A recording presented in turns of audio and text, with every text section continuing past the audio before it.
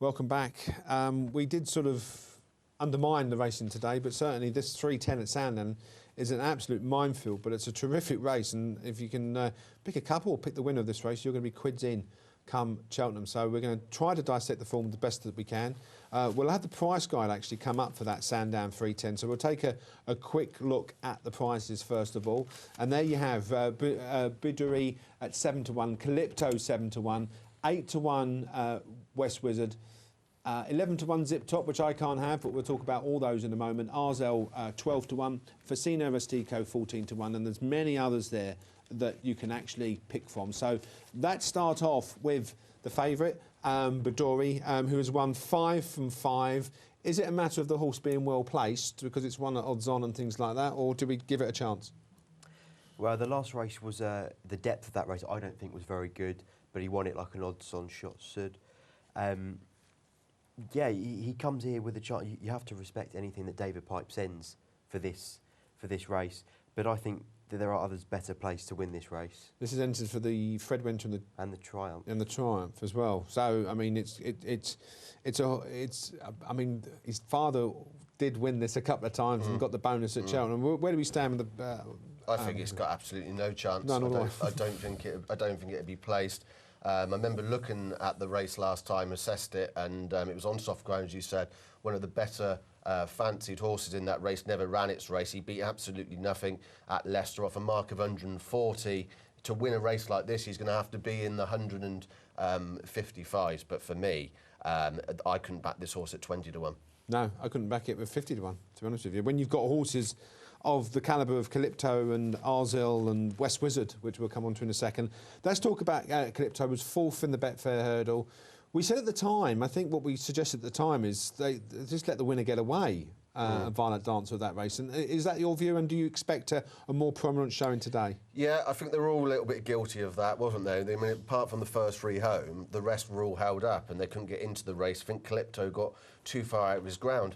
I was at Newbury, I made no mistake about how much I fancied the horse that morning. I didn't back it each way and it finished 4th. I thought it was a good thing. I was surprised to see the riding tactics of Sam Twiston-Davies.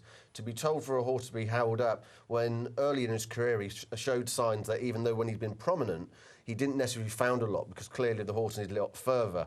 I have a suspicion now that perhaps the horse was ridden for a place on view of this Imperial Cup and to win today and then perhaps go for the bonus 100,000 next week. I might be wrong in that, but it very much looked to me like I was confused to why they wouldn't have it more on the pace. The reason why I question it though, I personally think the last race was the one that they targeted, and I think they got the tactics completely wrong. Nichols has held his hand up and said, I got it wrong. Yeah. He told Twiston-Davies to hold because I back. mean the hood was applied for the first time. The horse had come back from a breathing operation, I think, straight into that race.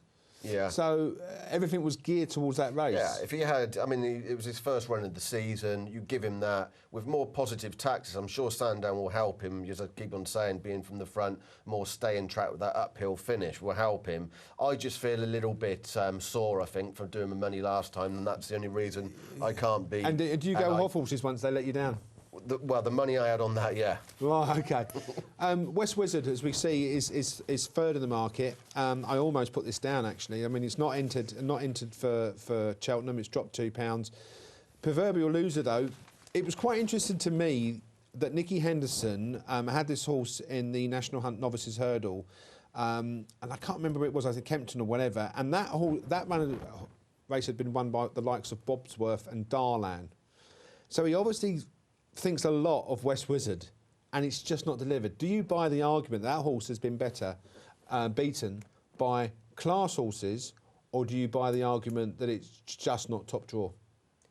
I think that going back to last season when he raced at Kempton and there was a lot of hopes, 1-8, wasn't he? Yeah. He was beaten by Sergeant Reckless. So that is, I think he was beaten, not necessarily a class horse, but a better horse on the day. He had a benefit of runner under his belt. This season, I've been very disappointed. I've expected him to win one of these events, regardless of his price. Henderson thinks a lot of it. Did step up in trip last time, back in distance today. Yeah, I think he is a 2-miler. I think I don't think his action shows me that he'll go further or stay very well further. I just can't. I couldn't back him. I'm just so disappointed with him this season. Well, as I said, I almost came very close to backing and putting this up as a selection, but I watched back the Arsel race, both at the Betfair Hurdle and this particular race when he was beaten. But West Wizard, you're very strong on today. Please tell us why, Matt. I wouldn't put it as strong as that I'm really strong on it. I mean, first of all, you were right. He turned up at Kempton, and remember this race behind Sergeant Reckless. He was 1-6 on, and the reason for that is that day he was favourite for the Supreme right at the beginning of that season. That's how much they thought of the horse, and he was beaten by Sergeant Reckless. There was nothing wrong with that. He went on to finish 4th in the Supreme at the Champion Hurdle. He was disappointed in his finishing kick, and when he met Arsel, he had a year off the track. And with that year, it was 2-9 that day. 2-9. He was beaten 7 lengths by Arsel. Now at today's weights, he gets that £7, but the claim it takes the £7 off. He's clearly a well-handicapped horse. I mean, if you put Sergeant Reckless in this race off of a further £5, off a mark of 137, well, you'd go and help yourself, wouldn't you? You know, he's a well-handicapped horse. They then tried him more recently against Malero Rocco over 2 mile 5, and I promise you that's a Grade 1 animal. Yeah, I agree with that. I think he just keeps on bumping into him. His finishing kick, in the back of my mind, it does concern me. But I backed this horse at bigger prices than the 8-1. I think if it was 8-1, I wouldn't be getting involved, but I've backed it at a lot bigger prices. I've got to give him a go. I'm sure he'll race on the speed. I see what you're saying about the trip. They keep on going up and down, and he might just be one of these ones that flatters to deceive, because you couldn't say that he definitely didn't get the 2 mile 5 last time. But at 2 miles, he's by King's Theatre. You would imagine that he should get further than the 2 miles. Yeah, that was my point, yeah. I was just going to say that, actually. On breeding, the horse should get further, so it's quite interesting to step back into. If you see this, I remember seeing him first of all, and he was a very scopy horse, but he hadn't come into his frame early on. He's clearly taken a little bit of time, and Nicky Henderson clearly hasn't been rushing at the horse, you know, and maybe they feel that the horse just needed a bit more experience and, you know, perhaps just a bit more condition on the horse, but he's certainly well handicapped. Off a mark of 132, he could be absolutely thrown in here. And in the end, it was just the fact that when he met Arsel had that race before, a hardened race at Chepstow, and I could just see it reversing that form.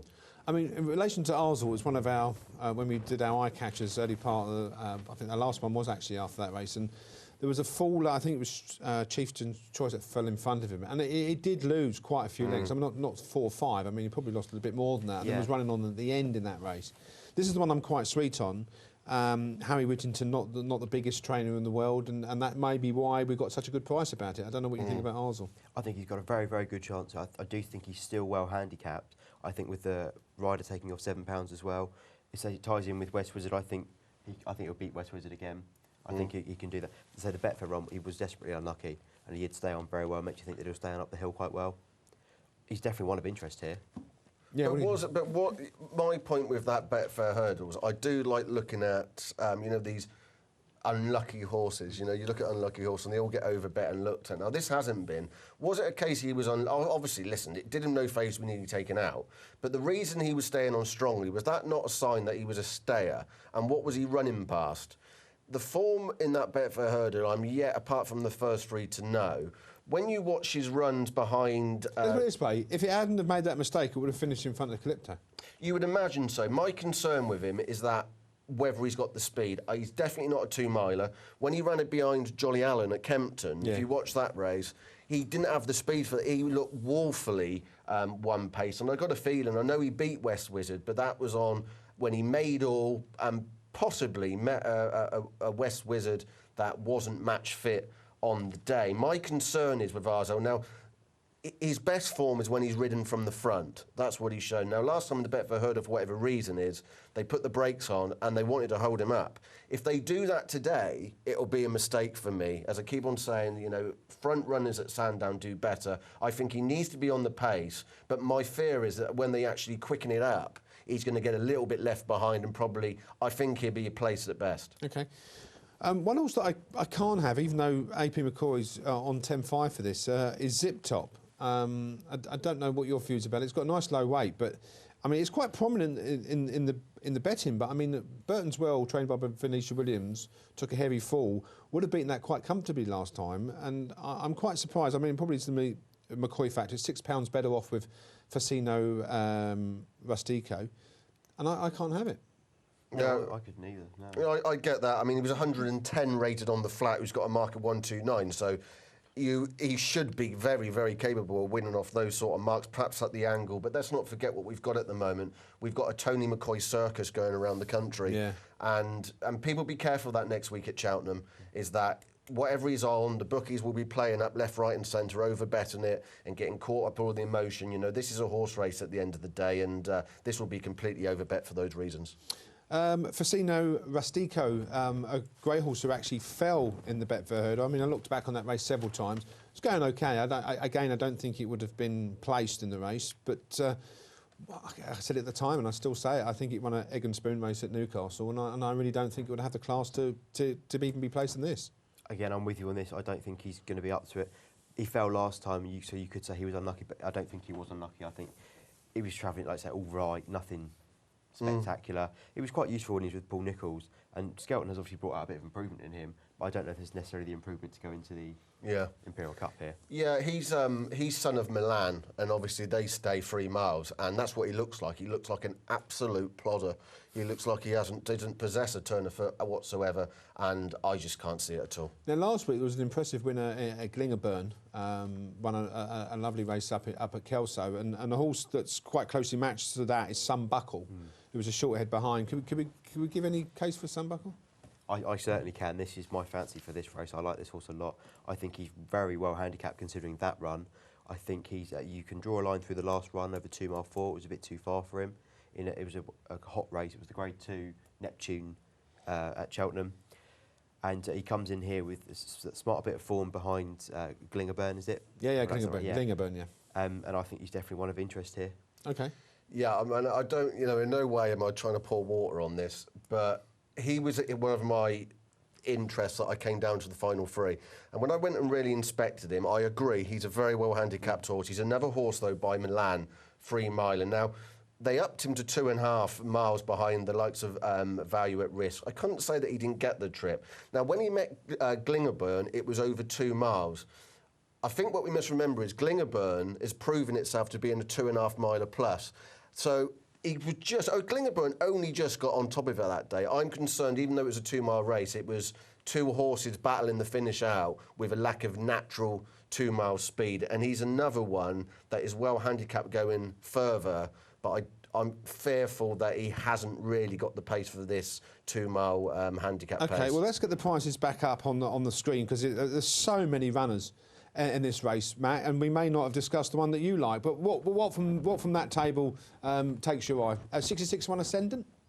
No, I mean, West Wizard for me. The horse, if anyone's, you know, like me, a bit of an anorak with the form, Hinter Mint, the one to handicap the race round, ultra consistent. You handicap everything around Hinter Mint. Well, exactly. There's ultra consistent, but that's hopefully he'll run his race and you can get a good line of the form. Because don't forget, whoever wins this race will go on and can get into Cheltenham with that £100,000 bonus. Yeah. So, make my words, but this will certainly be a race when everyone's at it. Now, the one that I find quite interesting, and I don't know why Willie Mullins has brought it here, is Wicklow Brave. And I still don't understand the handicap system. So someone explain it to me. I do understand it, but I don't understand why this happens. This horse was beaten 44 lengths by Little King Robin, 41 lengths by Liami Surge, and 21 lengths by Violent Dancer in the Betfair Hurdle. That horse has gone down, by my calculation, £2. Oh no, it's gone down by £7 possibly. But you know, it used to be rated 145. I mean, how do they work this handicap system out? Because I mean, it's a no-hoper, isn't it? They're probably going bolt up now. Yeah. If he returns, Wicklow Brave, wasn't Wicklow Brave? Did he not run a Cheltenham in the Greatwood? Or am I thinking of a different horse? He definitely ran in the Supreme last year. Sorry, perhaps I'm thinking of a different horse, but I don't. I've got him in a rating tier 157, which looks a high mark, and I just wonder where I got. Perhaps that's what it was. Sorry, yeah, it was the Supreme last year where he ran in. So that was his best level of form. I've got him as on the 157. But as you said, Right. Okay. No. Right. So selection time, Joe. Sunbuckle for me. Okay. West Wizard. Okay. Ours all for me. And you, Rebecca? West Wizard for me as well. Oh, right, okay. Just copy the guy to the right of you. Rebecca, people are entering these competitions in their droves. You've got a minute or so to go through a few. A minute, OK. We've also got some Cheltenham picks as well, Pete. OK, great. Let's have so, Sean Hurst has gone for Beltor in the Triumph Hurdle. We've got Ken Banks, who says any currency in the cross-country, and Don Polly in the RSA. That's come from Sean Reynolds. In terms of the competitions, we've got the Basherman, who's gone for the Nifty 50. He's going for Chucky Royale, Financial Climate and Melvin the Great. Wayne Pendlebury has also gone for Financial Climate, Chucky Royale, and he's gone for Babylon Des Mottes as well. Jamie Brownlow, he's given his Cheltenham pick. He says he's liked the new one from the start, and he has piped up about Sandown as well. He likes Kilgeel Hill each way. He's been placed twice, and he's hoping the ground at Sandown will dry up today for him. OK, right. So that's the big race at Sandown. We're going to take a look at the 345 a little bit later on. We have got coming up, we've got Andrew Griffiths, the PR spokesman for Betfred, who will say any market movers for today, whether there's any for Cheltenham. We've got Melissa Jones with her Saturday Sizzlers. 4 picks, one particular pick is a big outsider for the race that we've just covered, and we're also going to be talking or have interviews with Nicky Henderson and Paul Nicholls ahead of the Gold Cup. In relation to the Gold Cup, very quickly, Matt, I see you looking down at the computer there, but one of the areas there, very quickly, because Nicky Henderson will talk straight after the break. Bobsworth, last year's favourite, this year, forgotten horse. Well, that's because what he's done. I think that's probably his year. I couldn't have Bobsworth with any sort of money. He's regressing, isn't he? Fortunately, I'm the same. I'd love him to win. His Cheltenham record is really good. That's what they said about Trev. Regressed, and look what happened in the Arc. And I think you were the only one who was on Trev. Yeah, I think actually this one might one better. Right, we're going to take a short break. We're going to take a look at that Gold Cup after this short break. We'll see you after this.